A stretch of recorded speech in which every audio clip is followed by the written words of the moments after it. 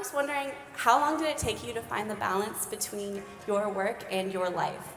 Like, you say you work 18 hours a day. Do you work while you sleep as well? And No. like that, or just... I just sleep really easy. Good, I'm glad. Because I'm exhausted. I've never thought of them separate. Hold on to the mic, hold on. You know, it was funny when you asked that. I've never thought of them separate. I really haven't. And that's cool, because we work a lot. Like, you know, it's funny, a lot of people like are confused by my message. It's why I bring up my buddy in Califon, New Jersey, making 50K on 17 softball. I want that. I don't want the Jets, or I'm gonna buy the Seahawks, you're gonna buy the Jets, or I want people to just figure themselves out. I figured myself out. By the way, being a workaholic is frowned upon. Like, by the way, somebody wrote an op-ed piece in the New York Times that shit on me. You know, like, because I work too much. Like, there's always two sides to these equations. There's a lot of people who judge my parenting style. They think just because they come home at 6 o'clock and don't really pay attention to their kids, but they're physically in the building, that they're better dads than I am. I respect their point of view. I understand how they can go there. It makes them feel better about themselves. I just understand. But you know, to me, I want you to make work and life the same, whether that's 9 to 5, whether that's 9 to 3 as a teacher and having the whole summer off, whether that's 18 hours a day, because it's just too big of a percentage of our time on earth. It's like literally what we spend the most time on. It's crazy.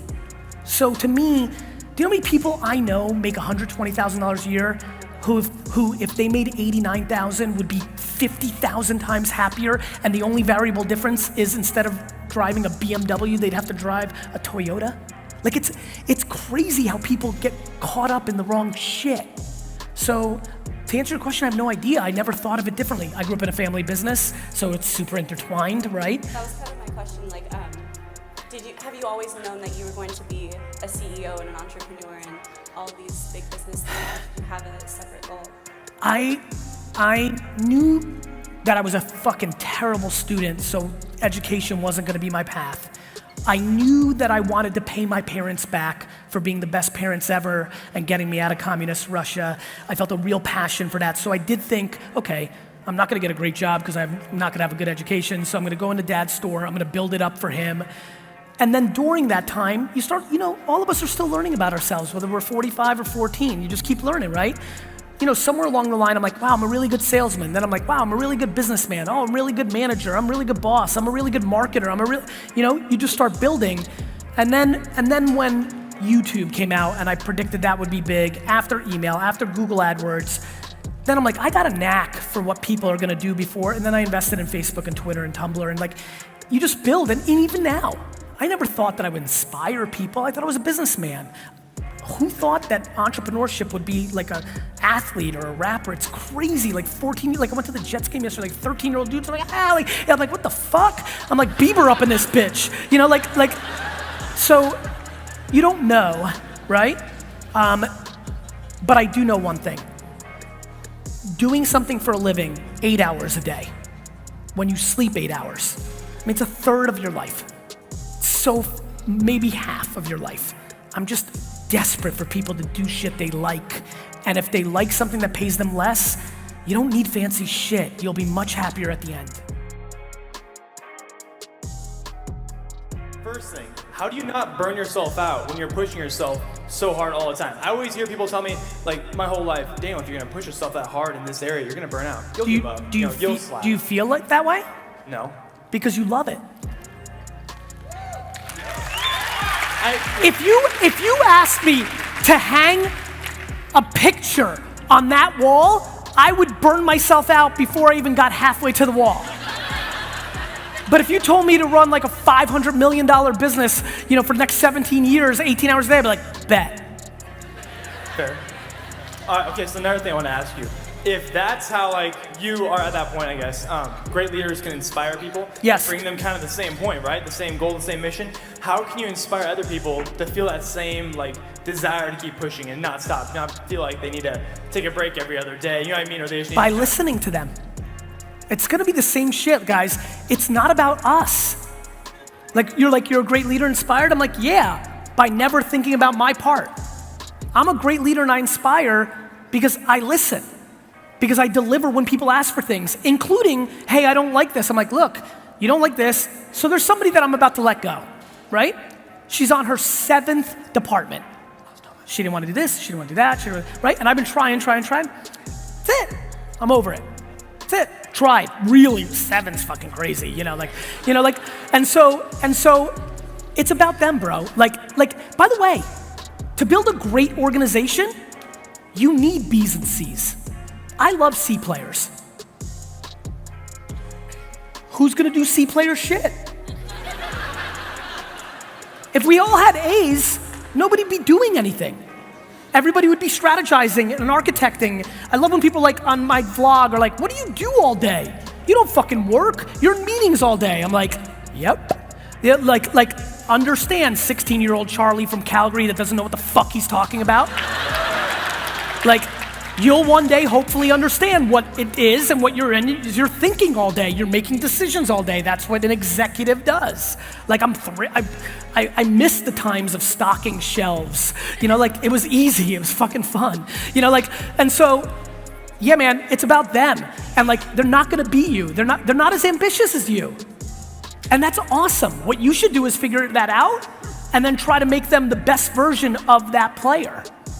Not everybody can be the quarterback, man. Long snappers matter too. So how would you define success? And I can expound on that if you need. Sure, my first answer to that is doing what you want every single day of your life, right? And again, this has been the theme today, right? If that is to be part of 17 softball teams, mazel tov. If that is trying to buy the Jets, great. To me, I lived 11 years or so of my life waking up every morning upset because I didn't want to go to school. I didn't want to do that. I remember what it feels like. Sunday, this time of year, fall, I love the Jets so much, right, that I was pumped, but Sunday nights were the worst.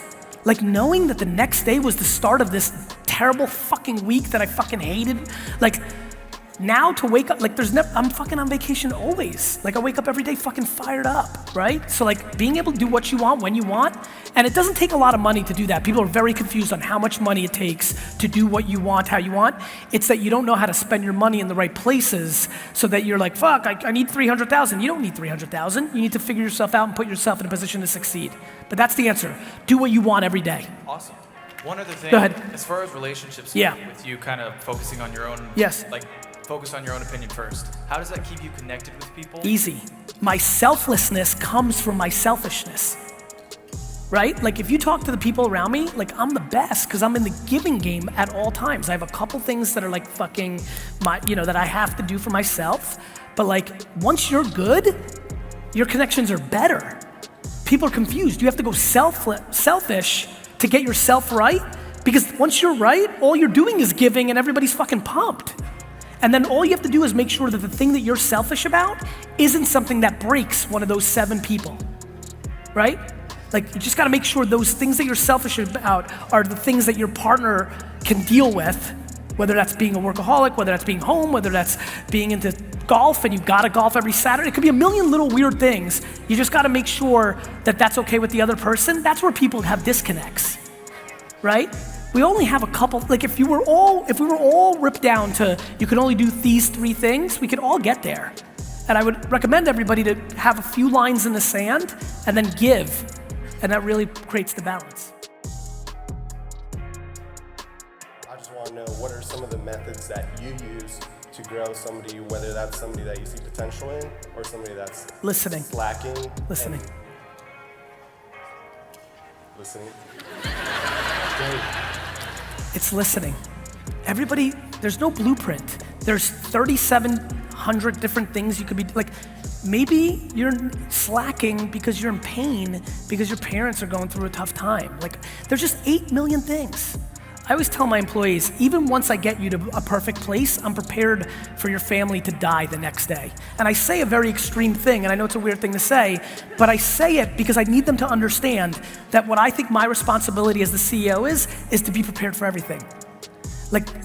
Even I get you into a great place, the next day you may lose a loved one, or something else happens, or something silly like you're upset because or Bernie Madoff happens and your family lost. Like I had a friend who thought he was fine because he was gonna inherit all the money, and the family lost all the money, and the pyramids, like life, right? Life, like you're cruising in Puerto Rico and you have a mansion and then weather, like shit, stuff, right? So like, to me, it's always listening, every day, forever. So it's not an x-ray of today. It's not, hey Susan, oh Susan, you're a little overconfident because you were a good student, but that doesn't actually translate to life. So let me deploy a little humility so you understand what the real world looks about. Oh, now you're in a better place, you understand? But then a leader is always on. It's oxygen. It's forever. So that's how I think about it.